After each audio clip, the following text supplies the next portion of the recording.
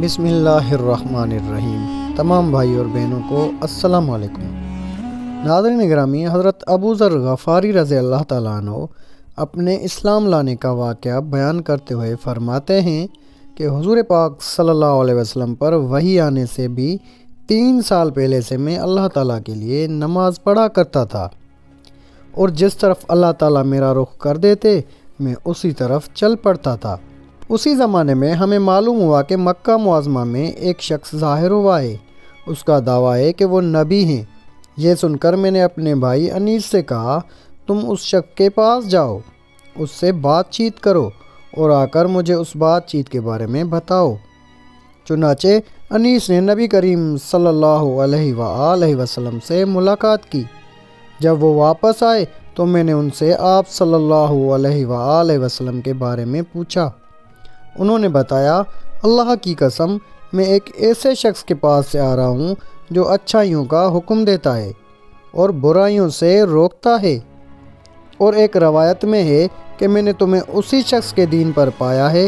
اس کا دعویٰ ہے کہ اسے اللہ نے رسول بنا کر بھیجا ہے۔ میں نے اس شخص کو دیکھا ہے کہ وہ نیکی اور بلند اخلاق کی تعلیم دیتا ہے۔ میں نے پوچھا، لوگ اس کے بارے میں کیا کہتے ہیں؟ انیس نے بتایا، لوگ اس کے بارے میں کہتے ہیں کہ یہ کاہن اور جادوگر ہے، مگر اللہ کی قسم وہ شخص سچا ہے اور وہ لوگ جھوٹے ہیں۔ یہ تمام باتیں سن کر میں نے کہا، بس کافی ہے، میں خود جا کر ان سے ملتا ہوں۔ انیس نے فوراً کہا، ضرور جا کر ملو، مگر مکہ والوں سے بچ کر رہنا۔ چنانچہ میں نے اپنے موزے پہنے، لاٹھی ہاتھ میں لی اور روانہ ہو گیا۔ جب میں مکہ پہنچا تو میں نے لوگوں کے سامنے ایسا ظاہر کیا جیسے میں اس شخص کو جانتا ہی نہیں اور اس کے بارے میں پوچھنا بھی پسند نہیں کرتا۔ میں 1 ماہ تک مسجد حرام میں ٹھہرا رہا۔ میرے پاس سوائے زمزم کے کھانے کو کچھ نہیں تھا۔ اس کے باوجود میں زمزم کی برکت سے موٹا ہو گیا۔ میرے پیٹ کی سلوٹیں ختم ہو گئیں۔ مجھے بھوک کا بالکل احساس نہیں ہوتا تھا۔ ایک رات جب حرم میں کوئی طواف کرنے والا نہیں تھا، اللہ کے رسول ایک ساتھی ابو بکر رضی اللہ تعالیٰ عنہ کے ساتھ وہاں آئے اور بیت اللہ کا طواف کرنے لگے۔ اس کے بعد آپ نے اور آپ کے ساتھی نے نماز پڑھی۔ جب آپ نماز سے فارغ ہو گئے تو میں آپ کے نزدیک چلا گیا اور بولا، السلام علیکم یا رسول اللہ، میں گواہی دیتا ہوں کہ اللہ تعالیٰ کے سوا کوئی عبادت کے لائق نہیں، اور یہ کہ محمد صلی اللہ علیہ وآلہ وسلم اللہ کے رسول ہیں۔ میں نے محسوس کیا حضور نبی کریم صلی اللہ علیہ وآلہ وسلم کے چہرے پر خوشی کے آثار نمودار ہو گئے۔ پھر آپ نے مجھ سے پوچھا، تم کون ہو؟ میں نے جواب میں کہا، جی میں غفار قبیلے کا ہوں۔ آپ نے پوچھا، یہاں کب سے آئے ہو؟ میں نے عرض کیا، 30 دن اور 30 راتوں سے یہاں ہوں۔ آپ نے پوچھا، تمہیں کھانا کون کھلاتا ہے؟ میں نے عرض کی، میرے پاس سوائے زمزم کے کوئی کھانا نہیں، اس کو پی پی کر میں موٹا ہو گیا ہوں، یہاں تک کہ میرے پیٹ کی سلوٹیں تک ختم ہو گئی ہیں اور مجھے بھوک کا بالکل احساس نہیں ہوتا۔ آپ نے فرمایا، مبارک ہو، یہ زمزم بہترین کھانا اور ہر بیماری کی دوا ہے۔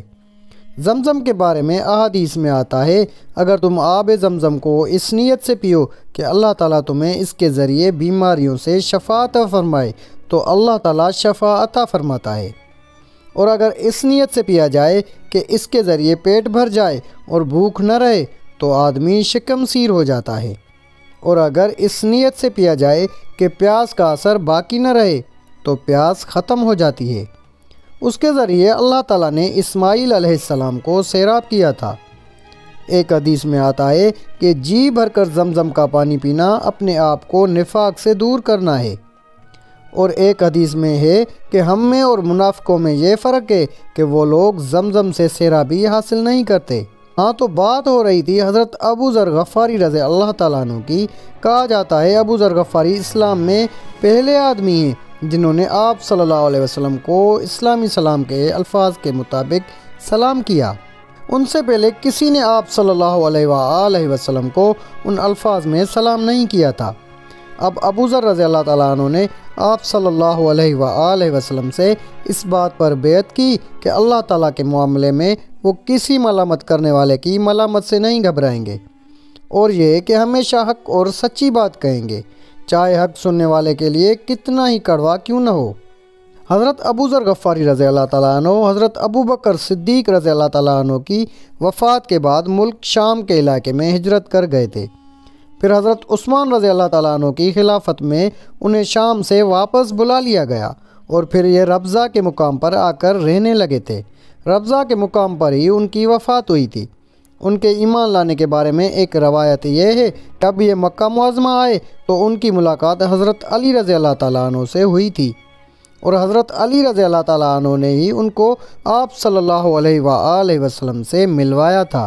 ابو ذر رضی اللہ تعالیٰ عنہ کہتے ہیں بیعت کرنے کے بعد نبی کریم صلی اللہ علیہ وآلہ وسلم انہیں ساتھ لے گئے۔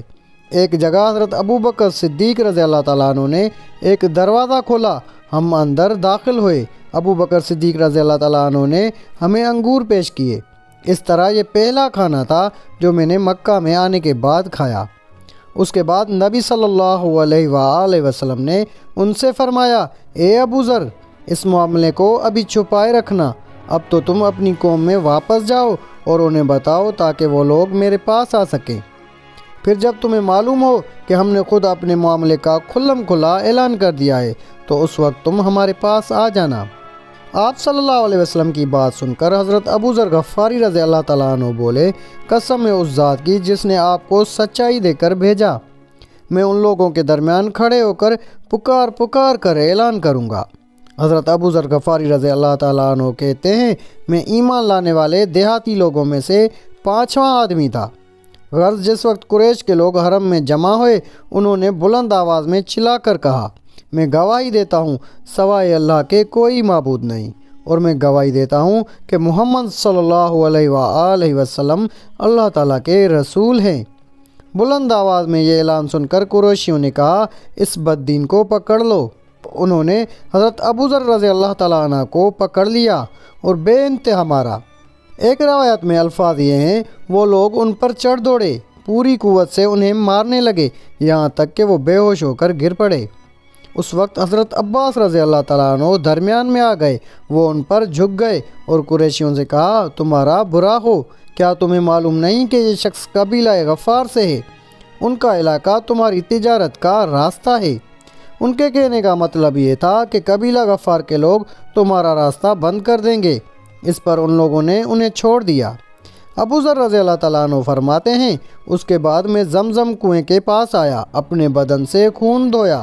اگلے دن میں نے پھر اعلان کیا، میں گواہی دیتا ہوں کہ اللہ کے سوا کوئی عبادت کے لائق نہیں، اور محمد صلی اللہ علیہ وآلہ وسلم اللہ کے رسول ہیں۔ انہوں نے پھر مجھے مارا۔ اس روز بھی حضرت عباس رضی اللہ تعالیٰ عنہ نے ہی مجھے ان سے چھڑوایا۔ پھر میں وہاں سے واپس ہوا اور اپنے بھائی انیس کے پاس آیا۔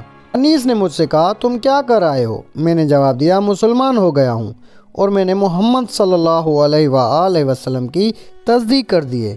اس پر انیس نے کہا، میں بھی بتوں سے بیزار ہوں اور اسلام قبول کر چکا ہوں۔